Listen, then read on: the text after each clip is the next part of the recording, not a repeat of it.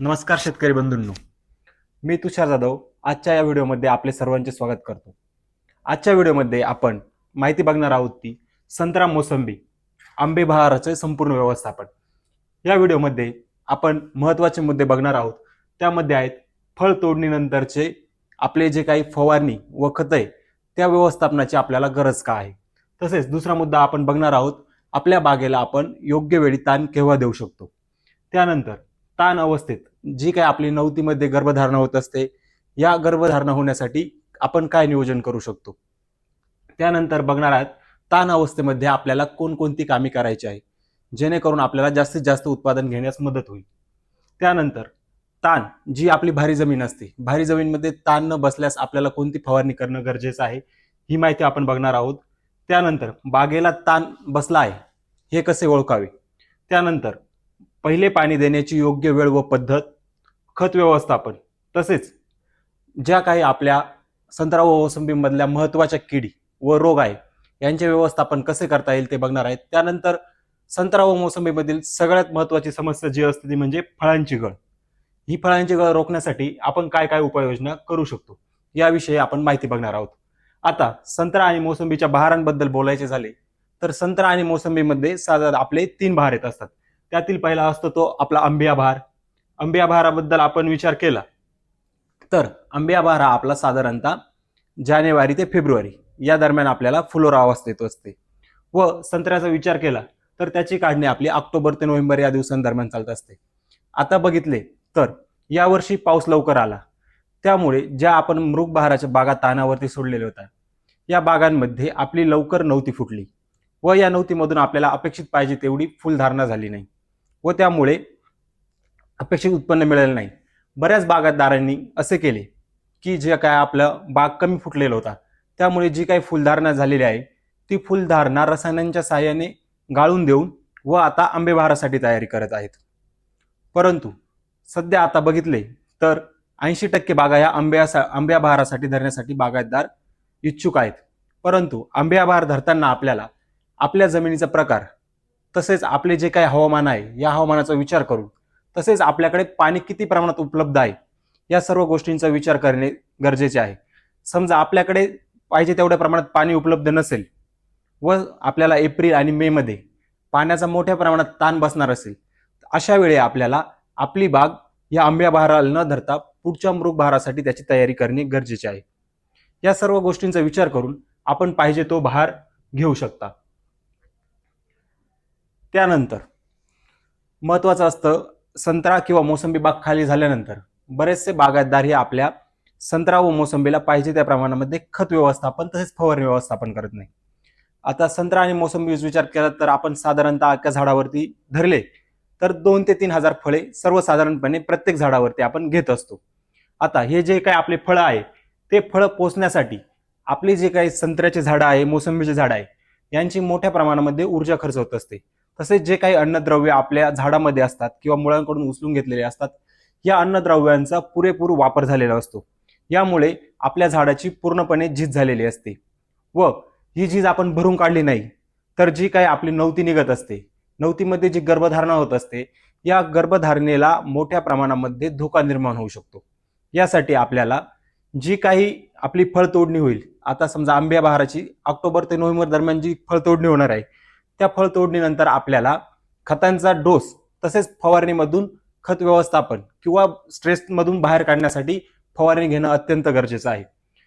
ही फवारणी आपण न घेतल्यास आपली जी काही नवती निघणार आहे, नवतीमधून फुलधारणा होणार आहे ती आपली कमकुवत होईल, काही वेळेस काही प्रमाणात तिची गळ देखील होईल व आपल्याला आपल्या उत्पादनात घट मिळेल।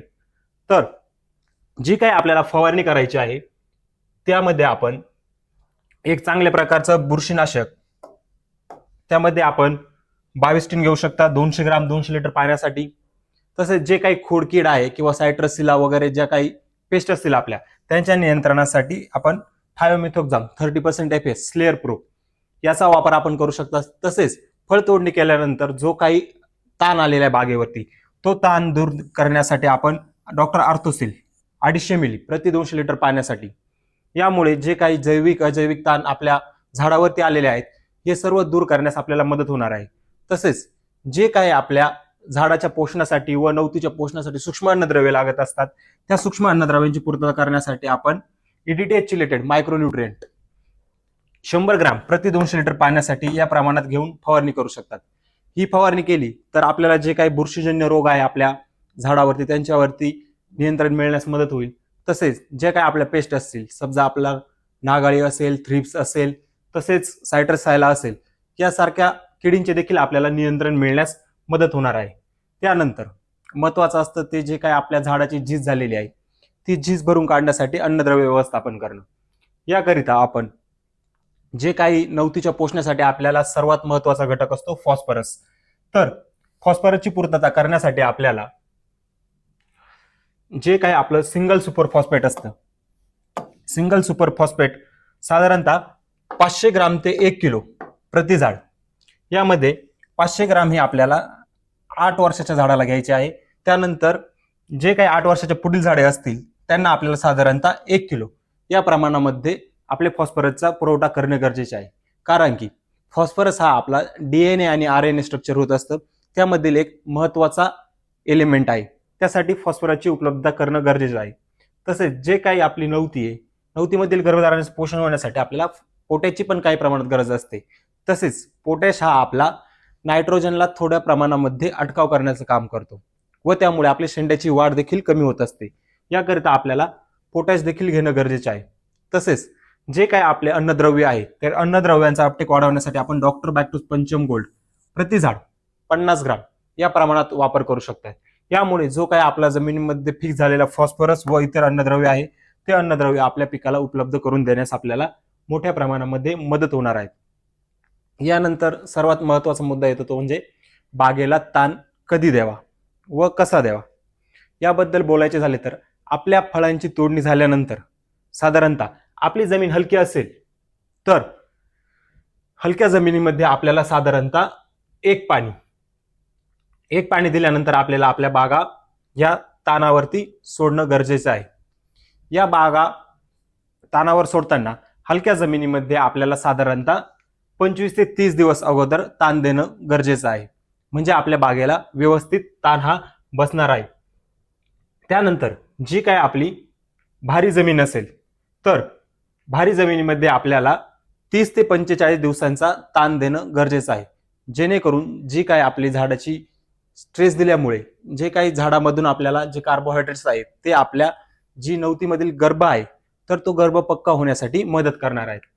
भारी जमिनीमध्ये आपल्याला साधारणतः 45 ते 60 दिवस अगोदर बहार धरण्याच्या 45 ते 60 दिवस अगोदर ताण देणं गरजेचं आहे.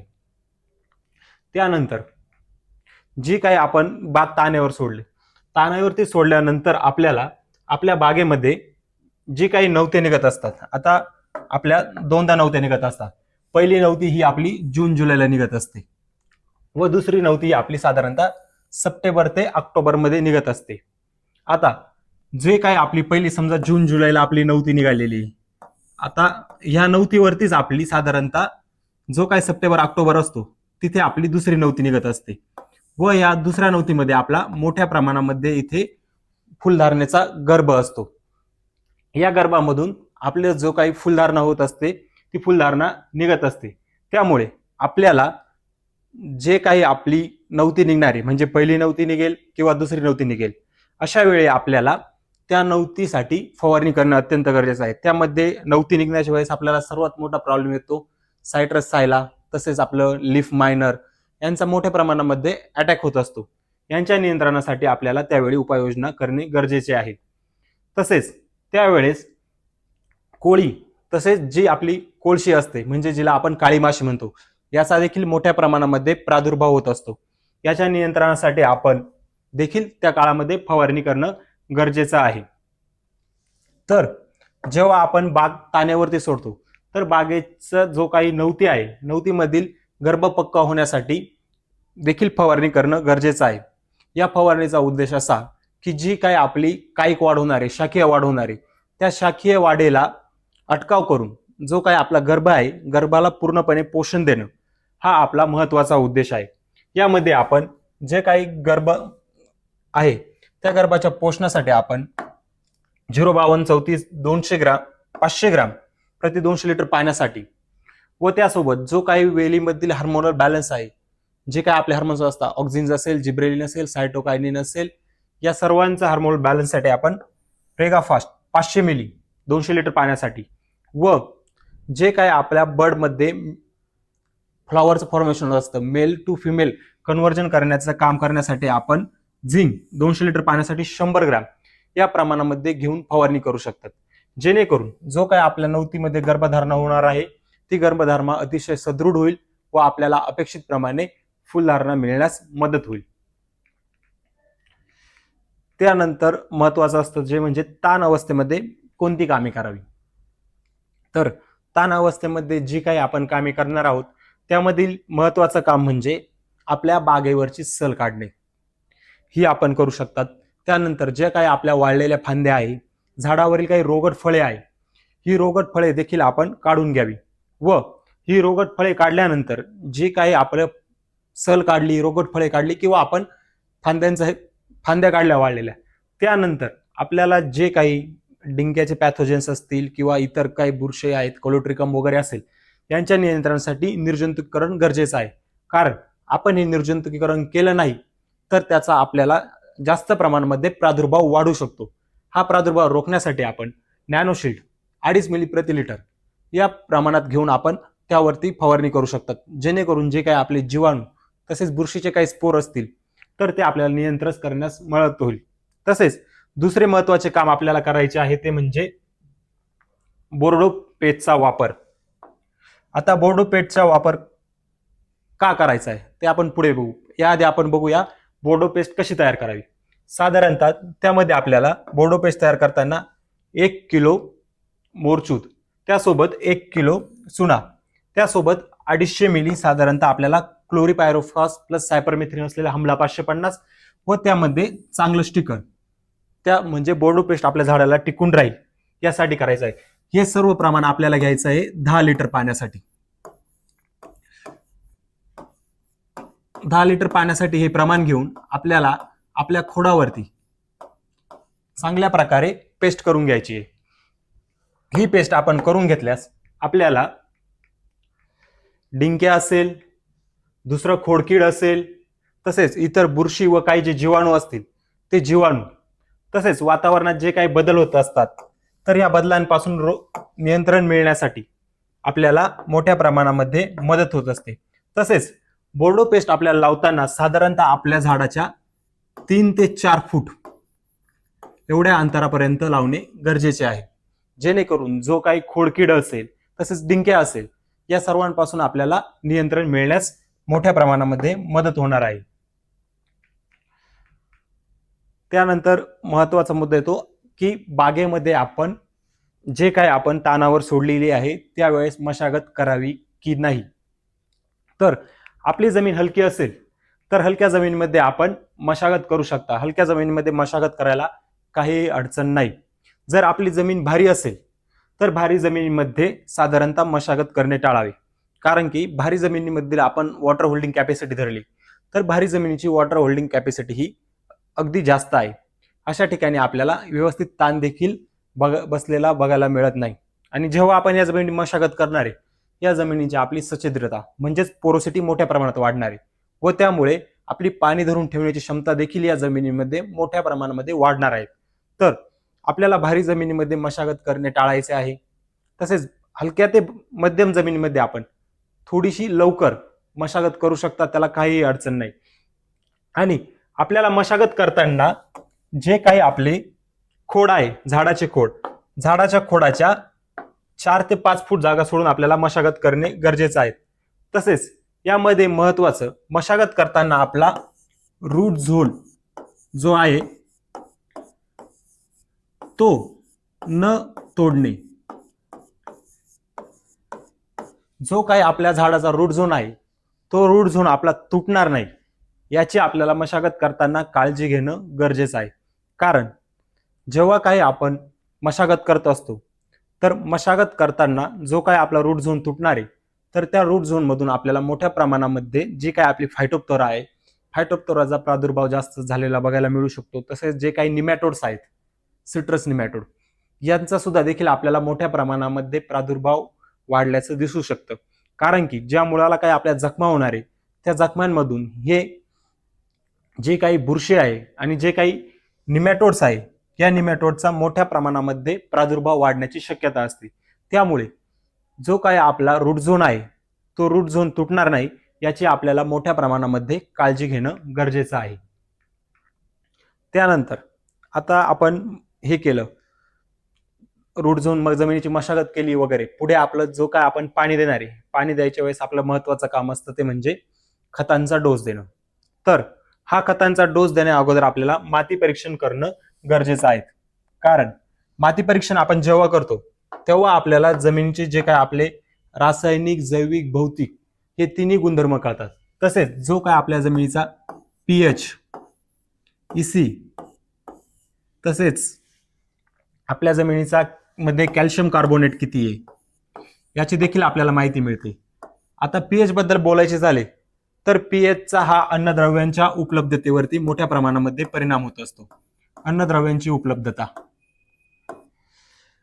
यावर मोठा परिणाम करेल व आपल्याला आपले अन्नद्रव्य हे मोठ्या प्रमाणामध्ये कमी जास्त प्रमाणात अपटेक झालेले बघायला मिळू शकतात.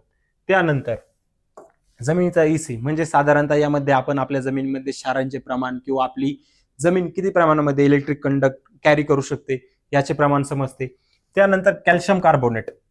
कॅल्शियम कार्बोनेट हा लिंबू वर्ग पिकांसाठी अतिशय महत्वाचा आहे. कारण की ज्या जमिनीमध्ये कॅल्शियम कार्बोनेट साधारणतः घेतला 10% पुढे असेल किंवा साधारणतः आपण 5 ते 10% देखील म्हणू शकता, 5 ते 10% दरम्यान कॅल्शियम कार्बोनेट असेल तर अशा जमिनीमध्ये जी काय आपली लागवड आहे कॅल्शियम कार्बोनेटचं प्रमाण 5 ते 10% असेल तर अशा जमिनींमध्ये आपल्याला आपली जी काही लिंबू वर्गीय झाड असेल, संत्रा असेल, मोसंबी असेल, लिंबू असेल किंवा अजून इतर असतील त्या वर्गातील, तर हे आपल्याला लागवड करणे टाळायचे आहे. कारण की यांच्या वाढीवरती मोठ्या प्रमाणात परिणाम होतो. तसेच समजा आपली वाढ झाली तरी आपल्याला त्यांची मुळे जळणे किंवा जे काही पानं आहे पानांच्या वाट्या होणे, तसेच क्लोरोसिस होणे या समस्या मोठ्या प्रमाणामध्ये बघायला मिळत असतात. तसेच आपल्याला जे काही आपले अन्नद्रव्य असतील झाडाच्या वाढीसाठी, एन असेल, पी, फॉस्फरस असेल, पोटॅश असेल, तसेच जे काही आपले सेकंडरी न्यूट्रिएंट्स असतील, कॅल्शियम असेल, मॅग्नेशियम असेल, सल्फर असेल, या अन्नद्रव्यांचे प्रमाण देखील समजते. आता या सर्व अन्नद्रव्यांचे प्रमाण समजल्यामुळे आपल्याला आपल्या जमिनीमध्ये योग्य प्रमाणामध्ये बेसल डोस टाकणे शक्य होते व हे बेसल डोस टाकल्यामुळे जे काय आपल्याला अपेक्षित उत्पन्न आहे ते अपेक्षित उत्पन्न मोठ्या प्रमाणामध्ये आपल्याला मिळत असते. तसेच भरपूर जणांचा प्रश्न असतो माती परीक्षण कुठे करावे. तर माती परीक्षण करताना आपण ज्या काही आपल्या एनेबल ॲग्रीगेटेड लॅब आहे त्या लॅबमध्ये आपल्याला माती परीक्षण करणं गरजेचं आहे. कारण की या लॅब आपल्याला पूर्णपणे ऑथेंटिक रिपोर्ट जनरेट करून देत असतात. या लॅबमध्ये आपण माती परीक्षण केलंच तर आपल्याला जी काय आपला रिपोर्ट आलेला आहे त्या रिपोर्टवरती एकदम योग्य प्रकारे मार्गदर्शन मिळतं. तसेच आपण Anand biochem research development centre private limited या ठिकाणी देखील आपला रिपोर्ट पाठवू शकता. यांच्याकडून तुम्हाला योग्य दरामध्ये तुमचं माती परीक्षण करून मिळतं. त्याचप्रमाणे जे काही तुमचे पीक आहे तर पिकानुसार तुम्हाला खत व्यवस्थापन कसं करायचं, बेसल डोस कसा द्यायचा याची देखील मोठ्या प्रमाणामध्ये माहिती हे देत असतात. तसेच यांचे प्रतिनिधी स्वतः येऊन किंवा तुम्हाला गाईड करून तुमच्याकडून सॅम्पल हे कलेक्ट करून घेत असतात. आता आपला हे झालं बेसल डोसचं वगैरे झालं, माती परीक्षण केलं, त्यानंतर जेव्हा कधी आपला ताण बसला नाही तर अशा वेळी आपल्याला जो काही भारी जमीन आहे, शक्यतो भारी जमीनमध्ये आपल्याला ताण बसायला अडचण येतात. या जमिनीमध्ये ताण न बसल्यास आपल्याला एक फवारणी करणं गरजेचं असतं.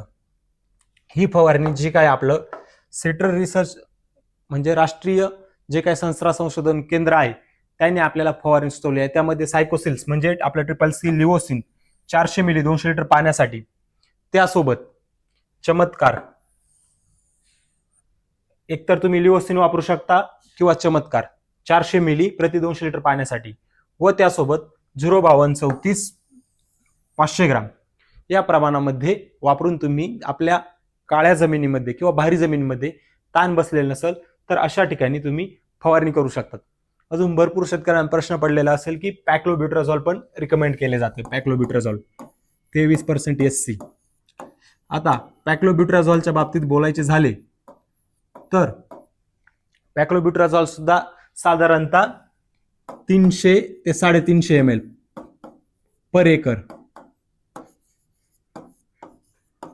या प्रमाणामध्ये रिकमेंड केलेला आहे. परंतु पॅक्लोब्युट्राझॉलचा विचार केला तर ज्या काही संत्रा बागायतदार आहे तसेच काही संशोधन करणारे आहे यांच्या लक्षात आले की ज्या काही आपण पॅक्लोब्युट्राझॉलचा आपल्या संत्रा बागेमध्ये वापर केल्यास तर आपले झाड लवकर निकामी होत असते. साधारणतः 5 ते 6 वर्षामध्ये आपल्या झाडाची उत्पादन क्षमता पूर्णपणे ही थांबत असते. तर जे काही पॅक्लोब्युट्राझॉल आहे, पॅक्लोब्युट्राझॉल आपल्याला वापर करताना आपल्या झाडाचे वय, झाडाची परिस्थिती या सर्व बाबतींचा विचार करणे गरजेचं आहे. तसेच आपल्या झाडावर मागे लोड किती होता, झाडावरती स्ट्रेस किती प्रमाणात आहे, या सर्व बाबींचा विचार करून आपण पॅक्लोब्युट्राझॉलचा वापर करू शकतात. परंतु त्याचे आपण बघितले तर आपल्याला जास्त प्रमाणामध्ये साईड इफेक्ट जाणवतात. त्यामुळे शक्यतो सध्या राष्ट्रीय संत्रा संशोधन केंद्र देखील पॅक्लोब्युट्राझॉलला रिकमेंड करत नाही. तुम्हाला वापरायचे असेल तर तुम्ही 300 ते 350 ml पर एकर या प्रमाणामध्ये पॅक्लोब्युट्राझॉल वापरू शकता. त्यानंतर महत्वाचा मुद्दा असतो बागेला ताण बसला हे कसे ओळखावे. तर बागेला ताण बसला हे आपल्याला ओळखायचे असेल तर जे काय आहे आपण बागेला टप्प्याटप्प्याने पाणी कमी केलेलं होतं किंवा एका वेळी बाहेर जमिनीमध्ये एकाच वेळी पाणी कमी केलेलं होतं. तर बागेला ताण बसलं हे ओळखायचे असेल तर जी काही आपली ताण चालू केल्यानंतर जे काही पाने आहे पानांचा रंग आपला फिकट होत असतो, फिकट आपला हिरवा होत असतो, त्यानंतर तो हळूहळू पिवळा होत असतो. दुसरं महत्वाचं सिम्पटम म्हणजे जी काय आपली बाग आहे बागेची 25% पानगळ झाली तर आपण समजू शकतो की आपल्या बागेला व्यवस्थित ताण बसला. समजा आपल्याला समजले नाही की आपल्या बागेला किती ताण बसला आहे किंवा 25% पानगळ झाली हे कसे ओळखायचे, तर यासाठी आपण एक प्रॅक्टिस करू शकता. जी काय आपली बाग आहे बागेमधील आपण चांगली 5 सदृढ झाड, समजा इथे एक निवडलं, इथे एक, इथे एक, इथे एक, ही जी काही 5 झाडे आपण निवडलेली आहेत ती झाडे अतिशय सदृढ पाहिजे, ती कोणत्याही स्ट्रेसमध्ये नको, त्यांच्यावरती पूर्णपणे हिरवा पाला पाहिजे, 100% पाणी पाहिजे, अशी 5 झाडे आपण निवडू शकतात. जेव्हा या झाडांची आपली पानगळ 25% होईल, साधारणतः आपली 25% पानगळ या झाडांची जेव्हा 25% पानगळ होईल तेव्हा आपण समजू शकतो की आपल्या बागेला व्यवस्थित ताण बसलेला आहे. आता असे पण होऊ शकतं काही शेतकरी म्हणतील यांना 25% बसेल, मग बाकीच्या यांना काय, बाकीच्या यांना साधारणतः यांना 25 बसा असेल तर बाकीच्या यांना 50% पर्यंत ताण बसलेला असू शकतो. तर यांना व्यवस्थित ताण बसला म्हणजे यांना व्यवस्थित ताण बसलेला असेल हे आपण समजू शकतो. अजून पुढचं जे काही सिम्पटम्स आहे, जो काही ताण आहे, ताण जेव्हा बसतो तेव्हा आपल्या जे काही संत्र्याचे पान आहे संत्र्याच्या पानांच्या अशा खालच्या बाजूला आपल्याला वाट्या झालेल्या दिसतात. या वाट्या झालेल्या आपल्याला झाडावरती दिसल्यास तरी आपण समजू शकतो की आपल्या बागेला व्यवस्थित ताण बसलेला आहे. पुढचं महत्वाचं म्हणजे जेव्हा काय आपण पान आहे पानामध्ये आपण जे पान आहे आपण हातामध्ये घेतलं तर हातामध्ये आपल्याला त्याच्या अशा चुरगळलं आपण तर चुरगळल्यानंतर आपल्याला घड्या पडल्यासारखं दिसतं किंवा वळकुट्या पडल्यासारखं दिसतं. जर आपले पान असे झाले तर आपण म्हणू शकतो की आपल्या बागेला व्यवस्थित प्रकारे ताण बसलेला आहे.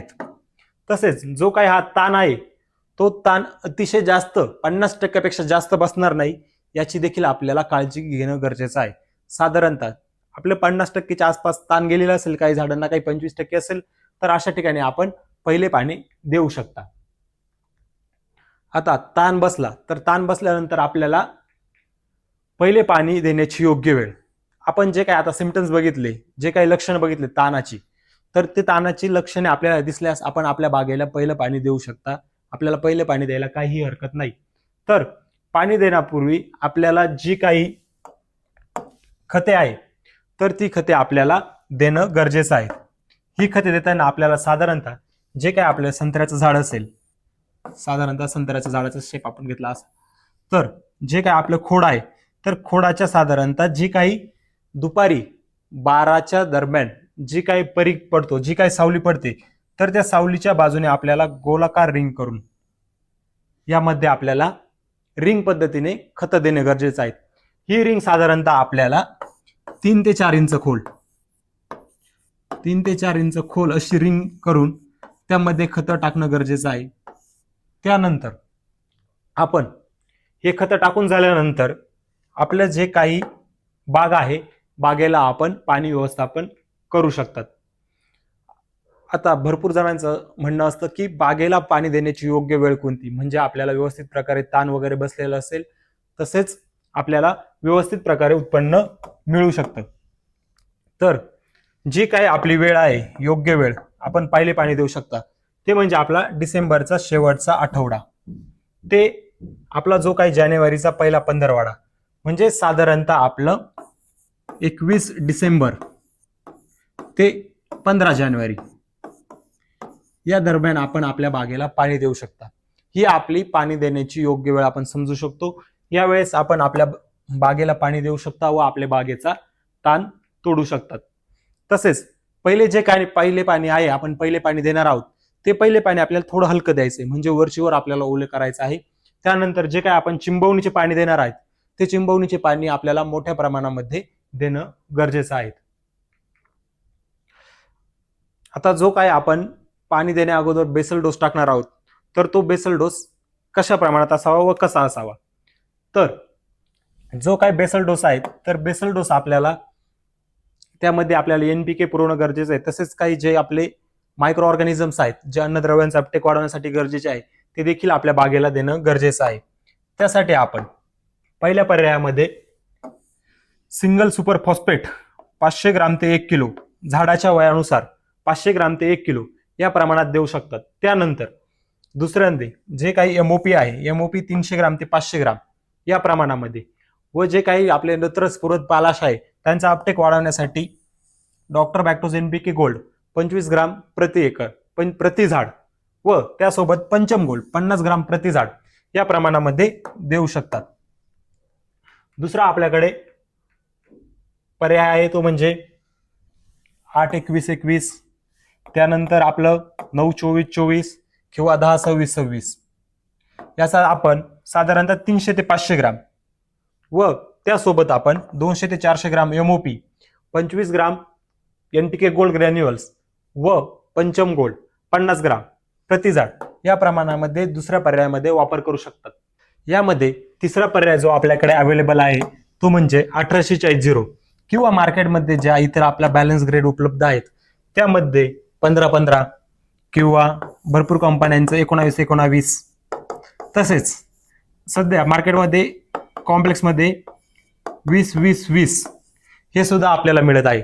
याचा वापर आपण 200 ते 500 ग्राम प्रति झाड त्यासोबत MOP 400 ते 700 ग्राम प्रति झाड तसेच NPK गोल्ड ग्रॅन्युअल याचा वापर आपण 25 ग्राम प्रति झाड व जी काय आपली पांढरी मुळे वाढण्यासाठी तसेच पाण्याचा अपटेक वाढण्यासाठी आपण डॉक्टर बॅक्टोज पंचम गोल्ड हे मायक्रोरायझा युक्त ग्रॅन्युअल्स आपण साधारणतः 50 ग्राम प्रति झाड या प्रमाणामध्ये वापरू शकतात.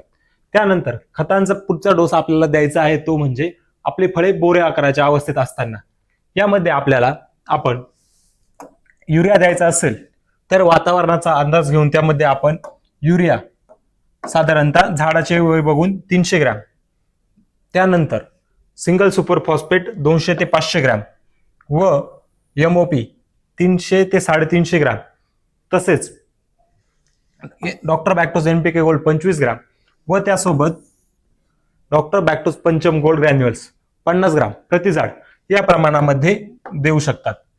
यामध्ये अजून दुसरा पर्याय आपल्याकडे अवेलेबल आहे फळे बोरे आकाराचे असताना यामध्ये आपण युरिया साधारणतः 200 ग्राम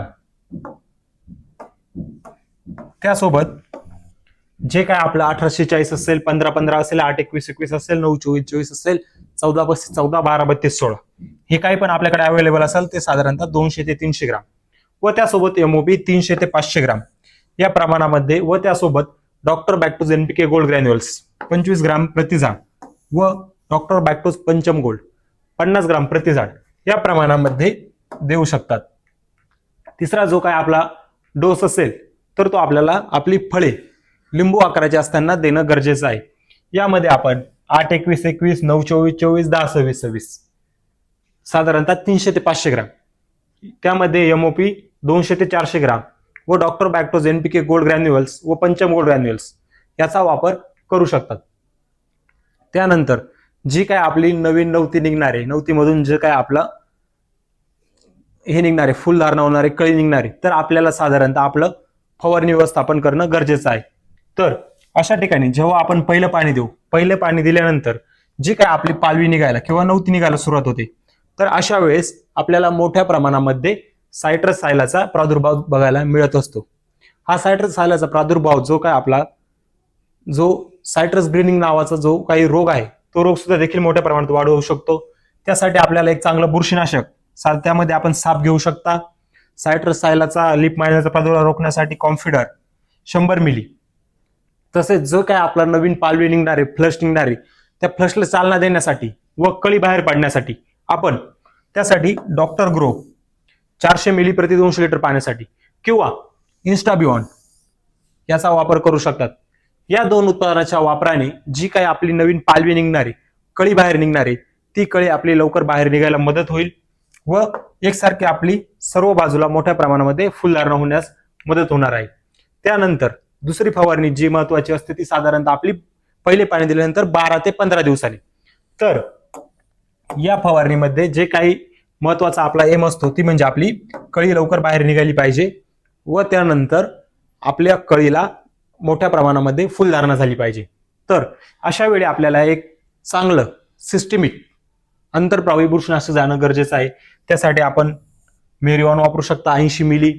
त्यानंतर या जी काही अवस्था आहे, या अवस्थेमध्ये सगळ्यात मोठ्या प्रमाणामध्ये सगळ्यात घातक कीड म्हणजे आपली सायट्रस सायला याचा प्रादुर्भाव होत असतो.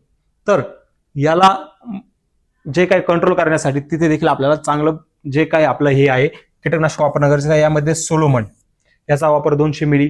तसेच जी काही आपली कळी आहे, कळी लवकरात लवकर बाहेर प्रमोट होण्यासाठी व जी काही कळी आहे, कळीचं मादी फुलामध्ये रूपांतर होण्यासाठी त्यामधील जे काही पोलन असतील किंवा जे काही पोषण असतं कळीला, पोषण लागणारे, तर त्यासाठी आपण क्रॉप टॉनिक 50 मिली प्रति 200 लिटर पाण्यासाठी याचा वापर करू शकता. याच्यामध्ये आपल्याला अमिनो ऍसिड बघायला मिळतील, व्हिटॅमिन्स ए, प्रोटीन्स ए, तसेच फॉलिक ऍसिड या सर्वांचे आहे.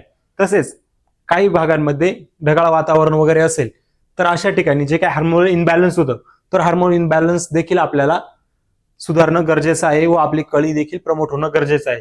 अशा ठिकाणी आपण ब्रिलियंट 500 मिली प्रति 200 लिटर पाण्यासाठी घेऊन फवारणी करू शकतात, जेणेकरून जी काही आपली कळी आहे ती कळी एकसारखी बाहेर निघेल व आपल्याला एकसारखा फ्लश यायला मदत होईल.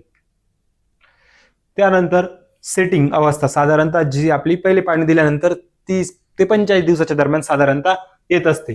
तर या अवस्थेमध्ये आपल्याला चांगलं बुरशीनाशक घेणं गरजेचं आहे. या बुरशीनाशकासोबत जे काय आपण कॅल्शियम आहे, पोलनची जी काही आपली व्हायबिलिटी असते, पोलनची व्हायबिलिटी वाढवण्यासाठी आपण कॅल्शियम घेऊ शकताय. त्यासोबत आपण बोरॉन 200 लिटर पाण्यासाठी 100 ग्राम व त्यासोबत 200 लिटर पाण्यासाठी स्केलअप 250 मिली याचा वापर करू शकतात. स्केलअपमुळे जी काय आपली पोलनची व्हायबिलिटी असते, तर ती पोलनची व्हायबिलिटी मोठ्या प्रमाणामध्ये वाढून जे काय आपण स्टिकीनेस म्हणतो स्टिग्मावरती, तो मोठ्या प्रमाणात वाढून मोठ्या प्रमाणामध्ये सेटिंग होण्यास मदत होईल. तसेच जे काय आपली फळे असतील काही प्रमाणात लागलेली, तर त्या फळांचा आकार वाढवण्यासाठी देखील आपल्याला स्केलअपमुळे मदत होणार आहे. तसेच जो काही ताण आलेला असेल आपल्या झाडावरती थंडीमुळे, तर अशा वेळी सुद्धा आपल्याला स्केलअपमुळे तो ताण दूर करण्यास मदत होणार आहे.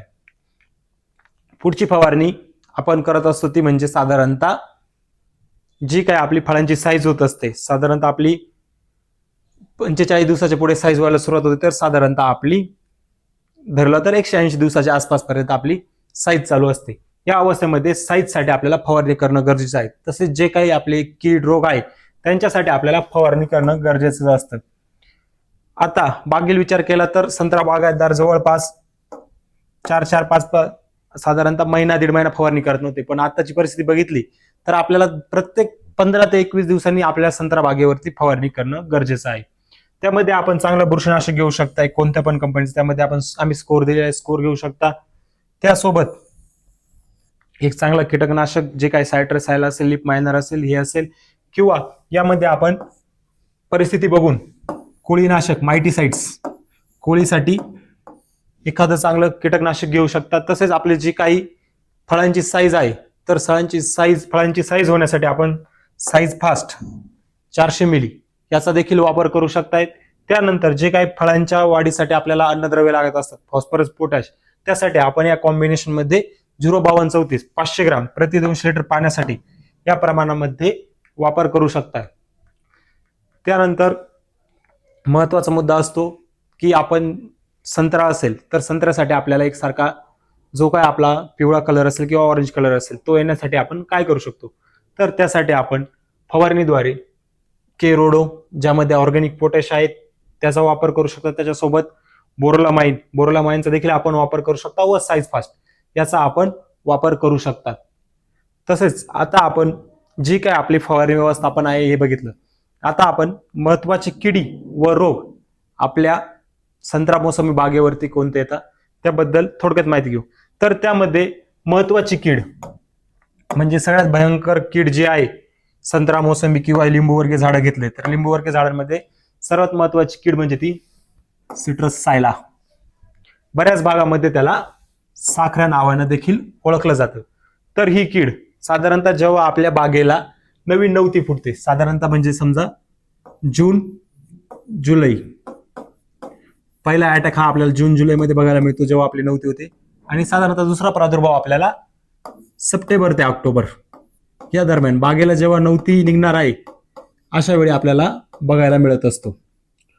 ही कीड जी काय आपली नवती निघते तर नवतीवरती मोठ्या प्रमाणामध्ये रस शोषण करत असते व रस शोषण केल्यानंतर ही कीड तिच्या याच्यामधून जो काय स्त्रव आहे चिकट मधासारखा चिकट स्रवत असते.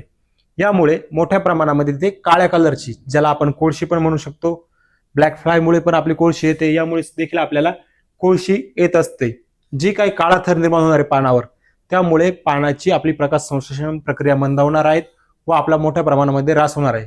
काही परिस्थितीमध्ये या किडीचा प्रादुर्भाव जास्त झाला तर पानं आपल्याला गोळा झाल्यासारखे दिसतात, तसेच पाने देखील आपली गळत असतात. ही कीड आपल्या बागेमध्ये आली, आपल्याला ओळखायची असेल तर जी काही नवीन पालवी आहे तर नवीन पालवीवरती आपल्याला याची अशी व्हाईट कलरची जी काही विष्ठा आहे अशी दोऱ्यासारखी तरंगलेली दिसत असते. जी आपल्याला अशा प्रकारे दिसली तर समजून घ्यायचं की आपल्या बागेवरती सायट्रस सायलाचा प्रादुर्भाव झालेला आहे.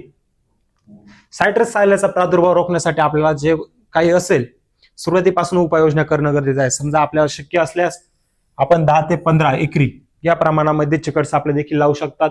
तसेच सुरुवातीच्या काळामध्ये आपण निंबोळी अर्क 5% म्हणजे 50,000 ppm नीम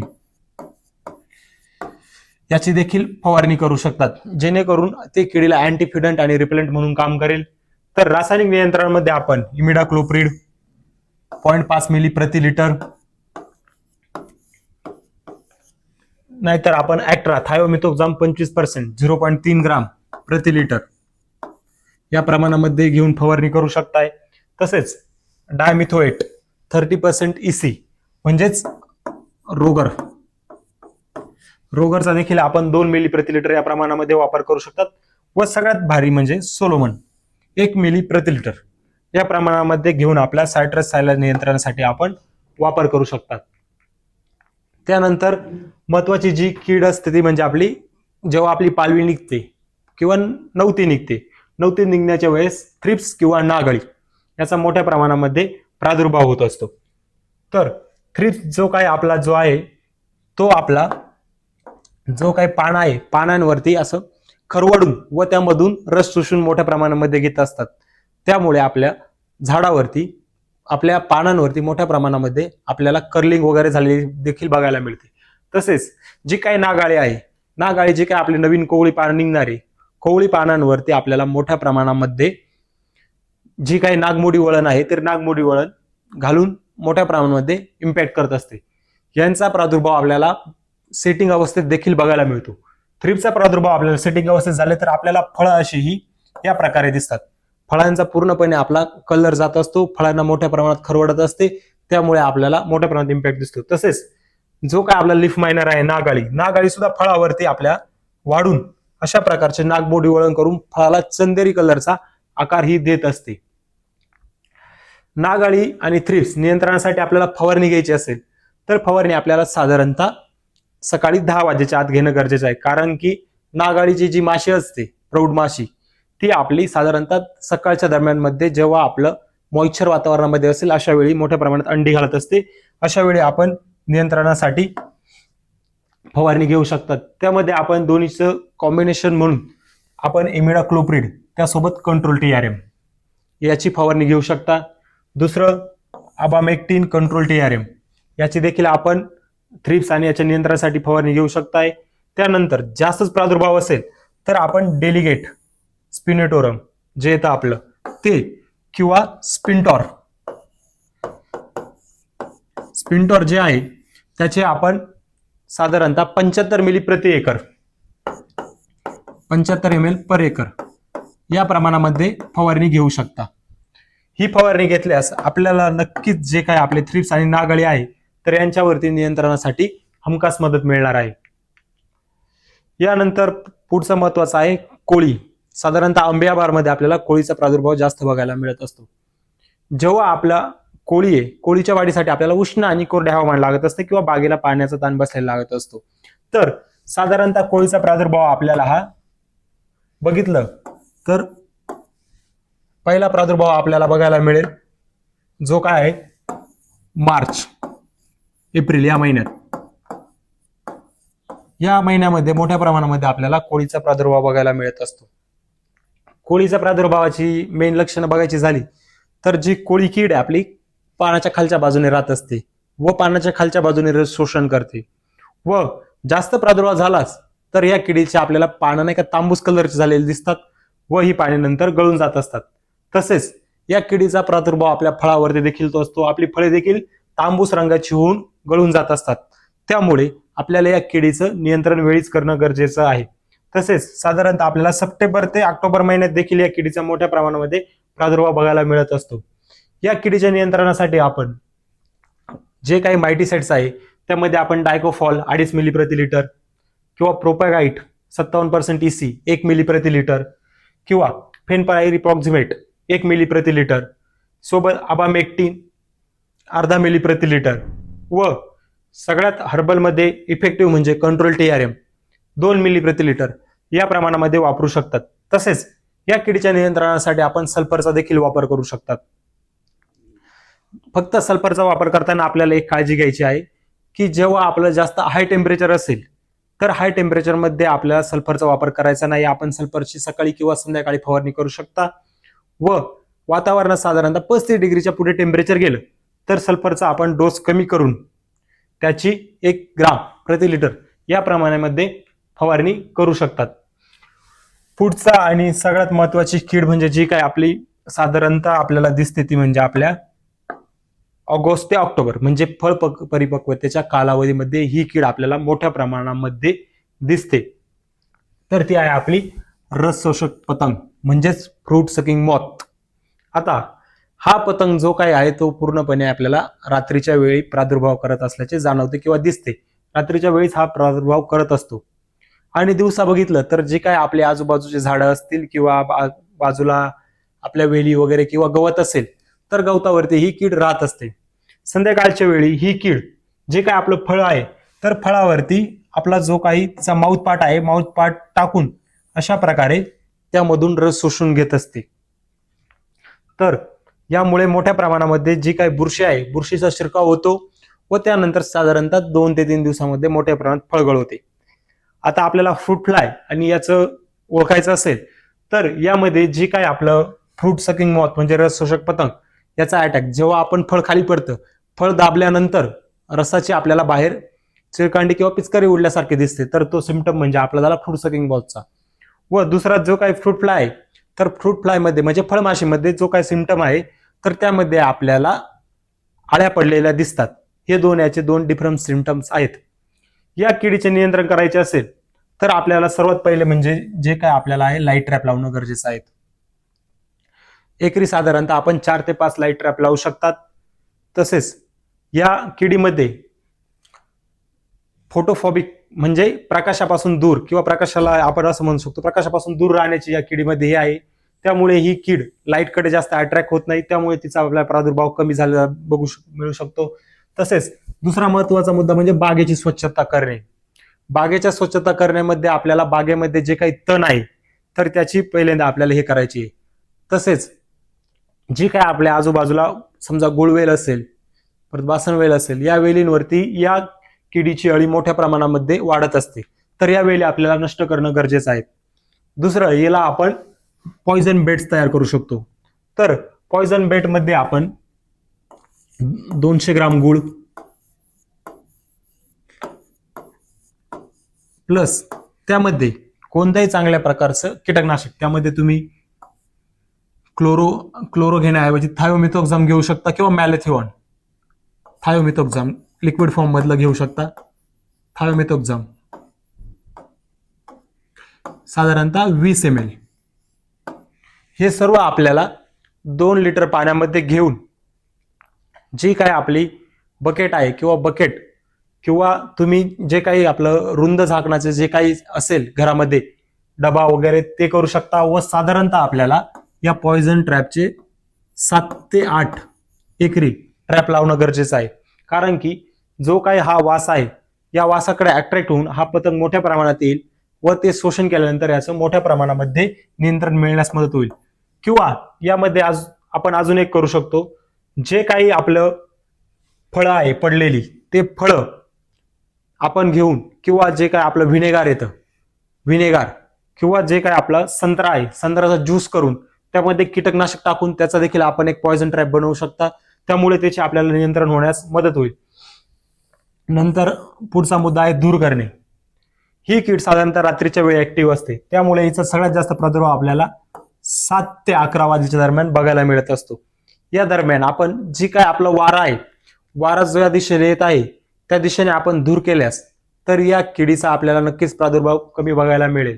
तसेच आपली बाग छोटी असेल तर आपण आपल्या फळांना आपण फोम सुद्धा देखील लावू शकता. परंतु ही मेथड, आता संत्र्याचं झाड खूप वाढतं, ही मेथड काही योग्य नाही. झाड छोटं असेल तर आपण ही पद्धत करू शकतात. तसेच जे काय आपलं नीम येतं 10,000 ppm डॉक्टर आनंद नीम, याची देखील आपण 2 मिली प्रति लिटर या प्रमाणामध्ये फवारणी करू शकतात. यामुळे जे काय आपलं लेअर तयार होणार आहे कडू लेअर फळावरती, त्यामुळे मोठ्या प्रमाणामध्ये किडीला अटकाव करण्यास आपल्याला मदत होणार आहे. त्यानंतर जे काय आहे पतंग झाला, त्याच्यामध्ये महत्वाचा अजून एक कीड आहे ती म्हणजे आपली ब्लॅक फ्लाय, म्हणजेच तिला आपण काळी माशी म्हणत असतो. तर काळी माशी नियंत्रणासाठी ज्या काय आपल्या उपाययोजना आपण सायट्रस हायलाला वगैरे बघितलं त्या केल्या तरी आपल्याला मोठ्या प्रमाणामध्ये नियंत्रण मिळण्यास मदत होत असते. पुढचा सगळ्यात महत्वाचा आणि जगामध्ये सगळ्यात जास्त न सापडलेला किंवा ज्याच्यावरती कोणतेच कंट्रोल मेजर नाहीयेत असा महत्वाचा रोग म्हणजे जो काय आपला आहे, ज्याला आपण सायट्रस ग्रेनिंग किंवा त्याला चायनामध्ये सापडला म्हणून हॉंगलॉंग बिंग HLB असं देखील म्हणतात. तर सायट्रस ग्रेनिंग हा जो काही रोग आहे तो रोग आपल्याला आपल्या बागेमध्ये बघायला मिळतो. तो आपला सायट्रस हायलामुळे एका झाडाकडून दुसऱ्या झाडाकडे आपल्याला ट्रान्सफर झाल्याचा बघायला मिळत असतो. तर सायट्रस जो काही ग्रेनिंग डिसीज आहे की रोग आहे तर तो ओळखायचा असेल तर आपल्याला जे काही पाने आहेत तर पानांमध्ये आपल्याला अनियमित प्रकारचे जे काही पिवळे आणि हिरवे असे 2 प्रकारचे पानांवरती चट्टे बघायला मिळतात. आता हे चट्टे जे आहेत हे चट्टे आपल्याला झिंकच्या डिफिशियन्सीशी आपल्याला सिमेट्रिकल वाढतात, म्हणजे त्यासारखे आपल्याला बघायला मिळत असतात. दुसरा महत्वाचा, फळ जेव्हा लागतील तेव्हा सायट्रस ग्रेनिंग ओळखायचा असेल तर जो काही फळाचा खालचा भाग आहे तर तो खालचा भाग आपल्याला या ठिकाणी हिरवा बघायला मिळत असतो. फळाचा भाग पूर्णपणे हिरवा राहतो व जी काही फळे आहे आपली ती फळे ओबडधोबड आकाराची होत असतात. पुढचा, जे काय आपलं फळ आहे तर ते फळ पूर्ण पिकत नाही, आपल्याला फळांच्या कडा वगैरे अशा प्रकारे अपरिपक्व झालेल्या दिसत असतात. अशा प्रकारे आपल्याला दिसले असेल तर हा आपल्या सायट्रस ग्रेनिंगचा मोठ्या प्रमाणामध्ये प्रादुर्भाव झाल्याचा आपण समजू शकतो. सायट्रस ग्रेनिंगला आपल्याला कोणत्याही उपाययोजना उपलब्ध नाही, परंतु खालील उपाययोजना केल्या तर आपल्याला जो काही दुसऱ्या झाडाला प्रसार होणार आहे तो थांबवण्यासाठी मदत होऊ शकते. यामध्ये सगळ्यात पहिलं म्हणजे सायट्रस सायला जी कीड आहे तर तिचं नियंत्रण करणं गरजेचं आहे. दुसरं मध्ये अन्नद्रव्य व्यवस्थापन, ज्यामध्ये जे काय आपले सूक्ष्म अन्नद्रव्य आहेत तसेच मुख्य अन्नद्रव्य आहे यांचा उपयोग करून फवारणीमधून अधिकाधिक उपयोग करून आपल्याला त्यावरती जे काही प्रतिकारशक्ती झाडाची वाढवायची आहे ती आपल्याला वाढवता येणार आहे. तसेच या रोगामुळे जी काही आपली झाडाची फ्लोएम असते ती फ्लोएम मोठ्या प्रमाणात ब्लॉक होत असते, म्हणजे जी काही अन्ननलिका आहे ती अन्ननलिका ब्लॉक करण्याचं काम हा रोग करत असतो. त्यामुळे आपण फवारणीमधून अधिकाधिक देखील अन्नद्रव्यांची पुरवठा केल्यास झाडाची प्रतिकारशक्ती वाढेल व आपल्याला चांगले हे होईल. तसेच जी काही आपली रोग जास्त झालेली झाडे आहेत तर ही झाडं आपल्याला आपल्या बागेमधून नष्ट करायची आहेत, ज्यामुळे एका झाडाकडून दुसऱ्या झाडाला आपला प्रादुर्भाव होणार नाही.